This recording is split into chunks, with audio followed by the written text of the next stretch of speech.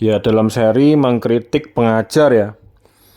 Jadi begini, suatu produk itu pasti ada risiko ditolak atau mengalami kerusakan ya. Semua produk di dunia ini tuh mengalami risiko itu.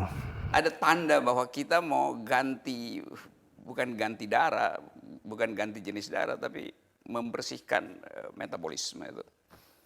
Boleh juga kan itu, ide semacam itu. Itu ide aja kan. Pasti saya lakukan tuh. Kalau Mas Rocky menjadi presiden ya, dicatat tuh, kalau Rocky Gerung jadi presiden, pertama dilakukan DPR dibubarkan. Ya karena itu kira-kira secara semiotik dibaca orang bahwa berarti Rocky melihat simbol kedunguan itu berarti DPR dong. Kan Mas dalam Rocky produk undang-undang juga DPR tadi kan logik dari KUHP nggak diperiksa, logik dari Perpu nggak diperiksa. Terus apa kata DPR? Kalau undang-undang kami bermasalah silahkan bawa ke Mahkamah Konstitusi lewat judicial review. Itu namanya dungu. Kalau dia pinter, dia berupaya supaya produk dia itu tidak diuji di Mahkamah Konstitusi itu. Masa habis saya bikin mobil terus dibilang coba ditabrakin aja tuh. Kalau nggak bisa kan ada bengkel. Justru kita beli mobil supaya nggak masuk bengkel. Ini baru keluar pabrik disuruh masuk bengkel di Mahkamah Konstitusi kan dungu tuh DPR-nya kan. Jadi yang dimaksudkan oleh DPR itu apabila ada produk yang kurang sesuai atau mengalami penolakan dan lain sebagainya, ya silahkan dibawa ke Mahkamah Konstitusi. Ya tentu saja kan tidak semua produk undang-undang yang dilahirkan dari DPR itu mengalami penolakan atau mengalami perlu diuji coba atau istilahnya Rocky itu dibengkelkan. Tidak semuanya kan memang ada sebagian. Ya sudah suatu hal yang wajar ya apabila produk itu mengalami penolakan ataupun dianggap ada kerusakan di waktu pelaksanaannya dan sebagainya. Itu sudah hal yang biasa menjadi suatu resiko juga. Ya kalau Rocky ini bicaranya hanya pada potongan-potongan dari kisah yang menyeluruh ya, dipotong-potong, kemudian ya ngata-ngatain dungu lah, apalah. Dia juga suka mencampurkan subjek benda mati dengan subjek benda hidup yang memiliki fungsi. Dia suka menyamakan itu, padahal kan dua hal yang berbeda. Berpikir itu proses otak manusia. Ada beberapa macam, antara lain berpikir secara teratur atau berpikir tidak teratur, berpikir pendek atau berpikir panjang. Proses di dalam otak itu ya tidak harus dibicarakan, tidak harus diutarakan keluar dari diri manusia tersebut. Oleh karena itu adalah sebutan suatu rahasia. Berdoa itu sebenarnya intinya adalah berkomunikasi dengan Sang Pencipta atau dengan sesembahan lainnya. Kenyataannya berdoa itu ada yang disuarakan, adapun yang tidak disuarakan, tetapi di dalam batin. Saya bilang saya mau bertengkar dengan Pak Luhut. Kenapa? Karena pikiran hanya disebut pikiran kalau dipertengkarkan. Kalau Anda punya pikiran dan tidak ada yang membantah pikiran Anda, itu artinya Anda sedang berdoa, nggak boleh diganggu tuh. Sudah sangat jelas ya, Pak Rocky ini berbicara menggunakan kamus-kamus bikinannya sendiri, alias kamus gerung. Yang disampaikan Pak Rocky itu tidak benar dan tidak tepat ya. Mengenai pikiran ataupun ide itu perlu diuji, itu memang benar, perlu pengujian, perlu didiskusikan. Itu memang benar. Yang tidak benar itu ya kalimat-kalimat pendek yang bikin heboh seakan-akan benar, tetapi sebenarnya salah. Sudah terjadi pembodohan ya, pembodohan dan pendangkalan logika.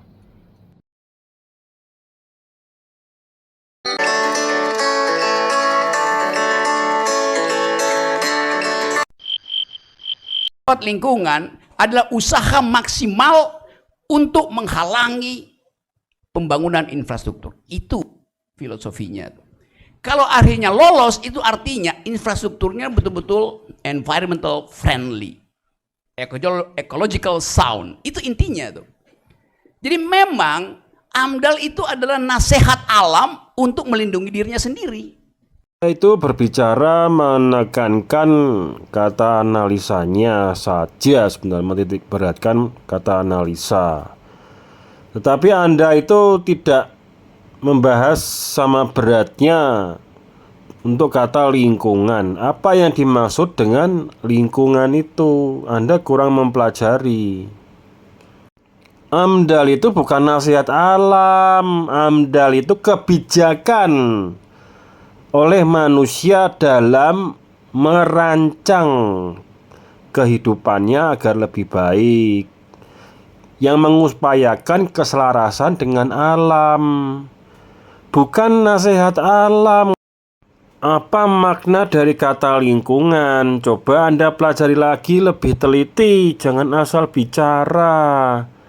Saya perhatikan Anda itu bicaranya itu berpikiran pendek, tapi ketika berpikiran pendek Anda sudah merasa, wah, saya berpikiran hebat, saya berpikiran tajam. Padahal bagi saya, apa yang Anda sampaikan itu tidak tajam sama sekali.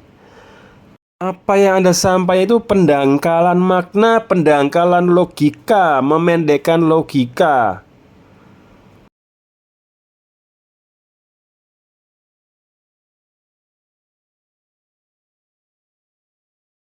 Burung untuk kembali bercumbu di pohon-pohon di Kalimantan.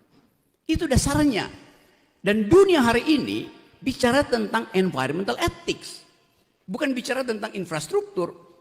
Ya, Anda itu menyangkut pautkan mengenai kehidupan cacing dan burung ya.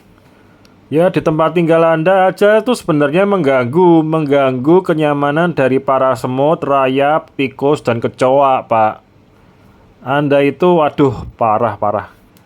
Nah, kemudian mengenai saat ini dunia berbicara tentang apa? Lah, dunia yang mana? Jangan disamakan. Dunia ini begitu luas, Pak. Apakah Anda bisa dipercaya mengenai bicaranya dunia barat? Sebentar bilang A, sebentar bilang B, suka-suka mereka sendiri. Ya dunia mereka ya mereka, dunia kita ya kita. Jangan disama-samakan. Anda itu sudah mempersempit logik. Pemerintah bikin LKPP, apa namanya itu, laporan keuangan pemerintah pusat. BPK periksa itu, dan BPK tidak menemukan lampiran misalnya anggaran PEN yang triliunan itu tuh. Tapi angkanya ada, tapi lampirannya nggak ada. Jadi nggak tahu ini buat beli apa. Padahal buat peneliti yang lebih penting adalah lampirannya, bukan nilainya tuh. Sekarang kita mau riset apa tentang PEN? Lampirannya nggak ada. Masa terima aja data itu? Demikian juga BUMN bikin laporan, tapi kemudian terlihat bahwa kok semuanya bagus. Padahal tagihan internasional terhadap separuh BUMN kita ada di semua media internasional. Yang ini udah default, yang ini udah ngutang, yang ini udah nggak bisa bayar, yang ini masih dalam autopsi forensik auditor itu. Tapi kemudian terlihat kok bagus semua tuh. Karena ada yang namanya holding company. Jadi yang busuk-busuk dimasukin sama-sama yang bagus ya jadi bagus juga tuh. Trik ekonomi itu kan ada berbagai macam alasan.